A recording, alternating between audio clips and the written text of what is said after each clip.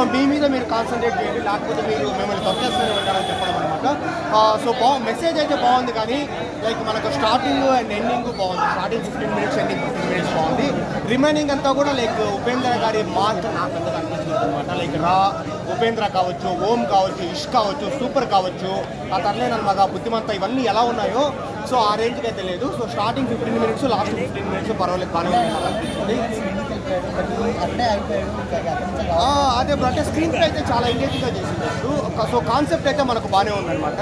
So మంచి screen play పెట్టిండొచ్చు. So ఇప్పుడు ఎలా అంటే ఆయన ఉపేంద్ర గారి మన ఇంటర్వ్యూలో చెప్పారు కదా, సో కల్కి మైథలాజికల్ కల్కి, ప్రభాస్ ఇంట్రడ్యూస్ చేస్తారు, ఇది వచ్చి సైకలాజికల్ కల్కి అన్నారు కదా. సో డెఫినెట్లీ సైకలాజికల్ మూవీని నేను ఒప్పుకుంటాను. కాకపోతే స్క్రీన్ ప్లే బోర్ కొడుతుంది బ్రో, చాలా బోర్ కొడుతుంది. ఉంది బ్రో, అదే అన్నమాట. సో చిన్న సినిమా అయినా కూడా అంత ఎంగేజింగ్ లేదు. ఫస్ట్ 15 minutes పర్వాలేదు, ఒక ఎగ్జైట్మెంట్ క్రియేట్ చేస్తారు, కానీ దాని తర్వాత నుంచి పెద్ద ఎగ్జైట్మెంట్.